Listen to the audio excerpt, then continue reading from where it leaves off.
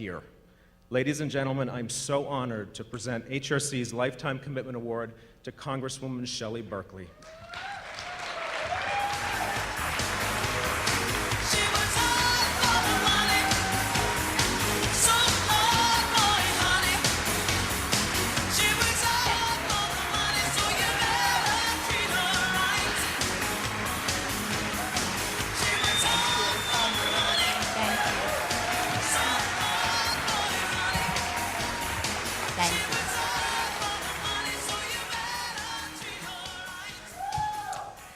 Thank you.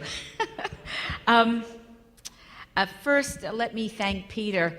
I don't think I've ever received a more beautiful introduction, and I appreciate the introduction. More importantly, I appreciate the love and the friendship of this wonderful human being. Thank you, Peter. To Mrs. Shepherd, who is here with us today and has graced us with her presence, I want to thank her for her remarkable courage. It can't be easy to get up at all of these dinners and testify in front of many legislators and legislatures and the House of Representatives, but she does it, and she does it beautifully, and I want to thank her very much for being a leader in this.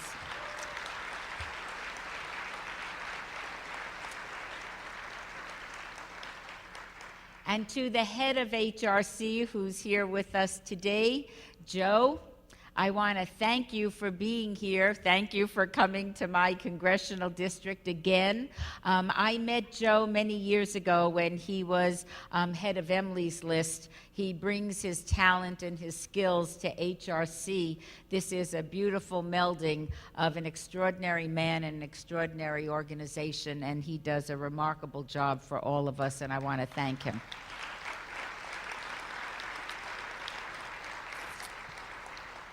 And to our Marine who is with us, Eric, thank you for your sacrifice and your service to this country. I thank you very much.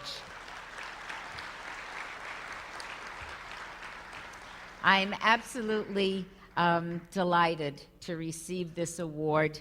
I didn't expect an award from HRC or from anybody for doing what I think is the right thing, but I'm very touched that you're acknowledging me in this way. And I'm also delighted to be sharing this stage and this evening with two very special people. I don't have to tell anybody in this room how remarkable David Parks is. I think that he's great. He's great. And I want him to know when he told everyone that I was campaigning in Good Springs, I got 3 votes out of Good Springs, 3 stinking votes. Needless to say, I haven't gone back.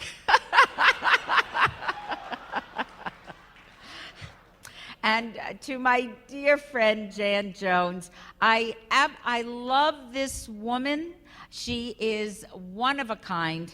I cannot tell you how every time I see her, after all of these years of knowing her and being a close personal friend, she takes my breath away. And if I wasn't happily married to Larry, I'd be looking at Jan Jones.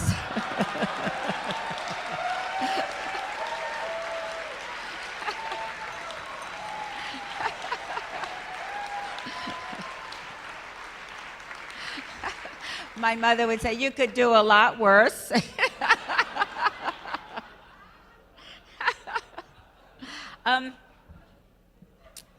For those of us who believe in God, and we believe that we are all created in God's image, it seems to me a pretty logical assumption that we are all created exactly the way we were meant to be.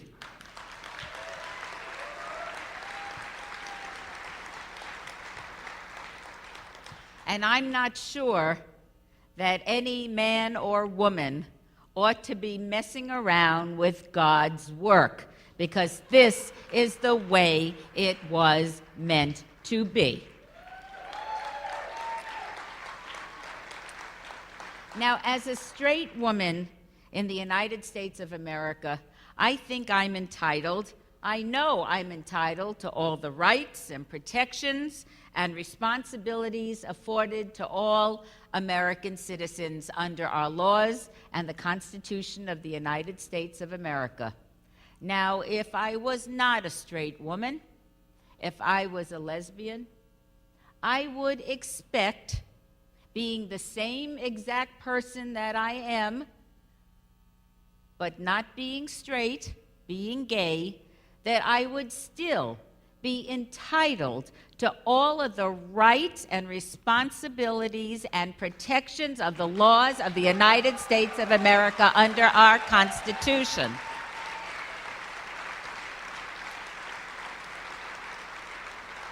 And talking about responsibilities, I would believe that I would have the responsibility of serving in our military, and it would be with no questions asked at all.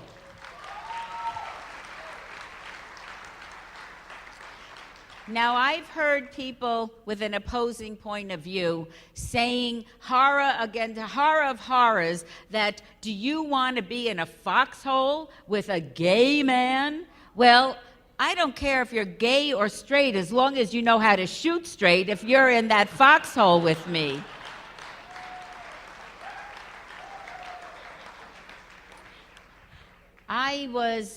I love this state, you know I do, and I love this community that I've called home for over 44 years. I've had my children here. There's 3 generations of my family now in Southern Nevada, and for a young town like Las Vegas, that's saying a lot. I was ashamed of us when this state voted for question 2, protect our marriage initiative. No one has ever explained to me how prohibiting somebody else from getting married and having some happiness would interfere with my marriage in any way, shape, or form. And I cannot imagine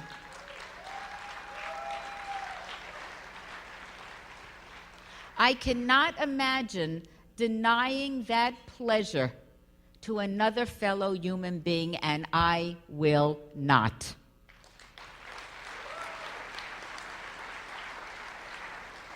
When I was first running for the Assembly, I was interviewed by this group, and they had a list of questions. And one of the questions is, what did I think about choice? And I gave them an answer. They gave me a big red X. And they asked me about prayer in public school, and I gave them the answer, and they gave me a big red X. And then we got down to, they said, well, what do you think about prohibiting gays from teaching in our public schools? Because we don't want to corrupt the morals of our children.